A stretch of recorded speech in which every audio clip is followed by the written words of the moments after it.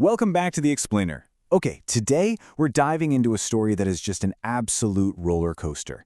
It's this intensely cinematic tale packed with deep romance, ancient magic, and a quest for revenge that will legitimately leave you breathless. We're unpacking a narrative where nothing is quite what it seems, where human lives violently collide with the supernatural, and where literally every twist uncovers a secret that's been buried for over a decade.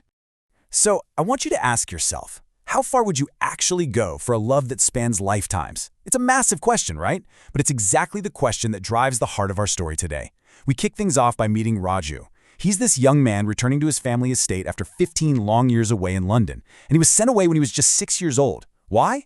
Well, as a kid, he suffered from these mysterious night terrors. He was waking up screaming, basically terrified of his own shadow. So, desperate for a cure, his family sent him abroad. Now, fully grown, educated, he's finally coming home.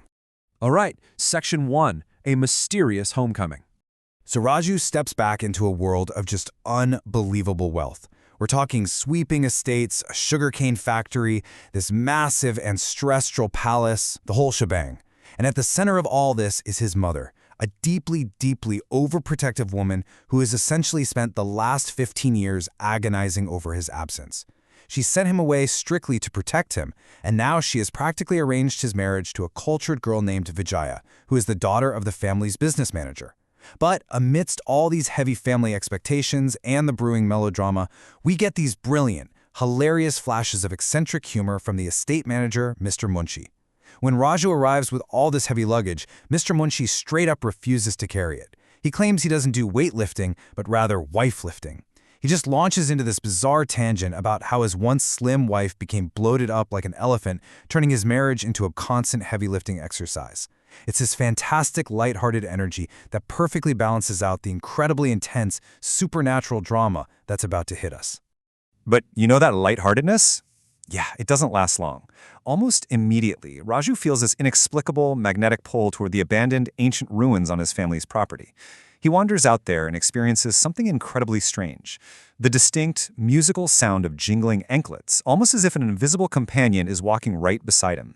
And it's right there, in those ruins, that he comes face to face with Rajni, a beautiful, really enigmatic orphan who just seems to appear out of thin air. Moving on to Section 2, Echoes of a Past Life. Now, Rajni doesn't just introduce herself. She speaks to Raju with this shocking level of familiarity. She claims they used to play in those exact ruins together, singing and dancing.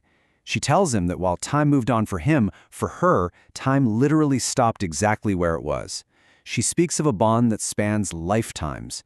Raju has absolutely no memory of her, but he's instantly captivated, and this leaves him at a massive crossroads.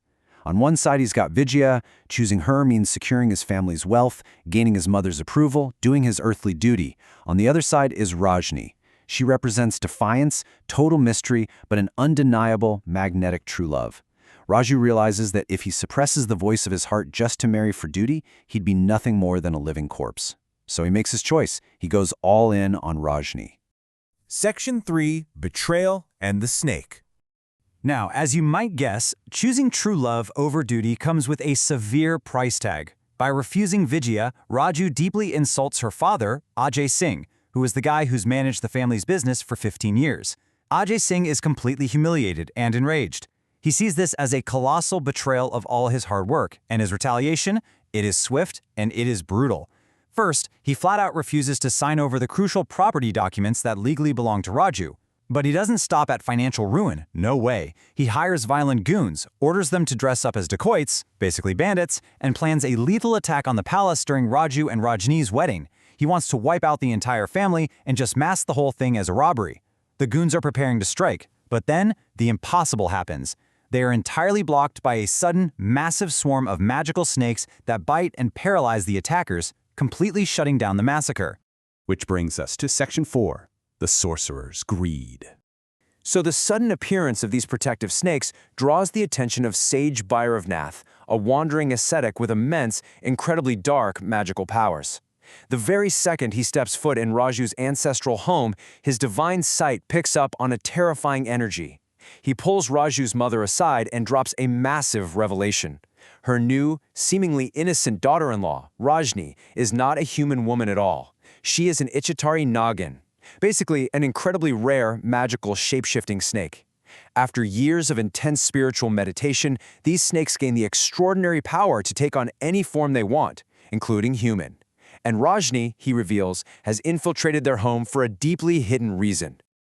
Okay, let's carefully walk through this 15-year magical backstory, because it is the absolute key to understanding everything. Step 1, when Raju was 6, a snake bit him at the ruins.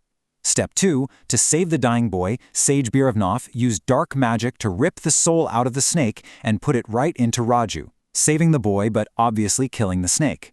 Step 3, the dead snake's wife, the Nagin, waited and guarded her husband's body for 15 agonizing years. And finally, step 4, when Raju returned, she transformed into the human Rajni, seeking to reunite with the soul of her husband that is now living inside Raju.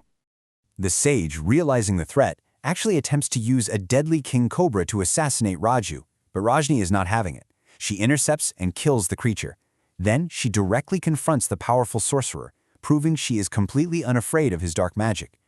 She delivers this chilling warning, telling him that while he has immense magical knowledge, there is another power far greater out there, the power of a devoted wife. She straight up declares that anyone who even looks at her husband with an evil intent will be utterly destroyed. Section 5. The Ultimate Sacrifice. All right, here's where the story shifts into extremely high stakes, because Sage Bhairavnath, he is not the holy protector he claims to be. He hasn't come to save Raju's family from a shape-shifting snake. He's an imposter, completely consumed by dark ambition. You see, the sage is hunting for a mythical snake gem. The snake that bit Raju 15 years ago wasn't just any snake. It was carrying this gem. Before it bit the boy, it hid this gemstone of unimaginable power somewhere in the ruins. The sage knows that whoever gets their hands on this gemstone will become the most powerful being in the universe, literally capable of controlling the entire world, and he knows that Rajni is the only one who knows exactly where her husband hid it. So the tension here just hits a breaking point. Bhairavnath physically attacks Rajni, demanding the location of the gem. When she refuses, telling him she would rather die than let a tyrant rule the world, the sage plays his final, horrifying card. He declares that if she won't tell him, he will murder Raju. He knows that if Raju dies, the snake's soul inside him will reawaken, and he can just force the resurrected snake to lead him to the ultimate prize. In a thrilling climax, the sage actually attempts a dark death ceremony to kill Raju.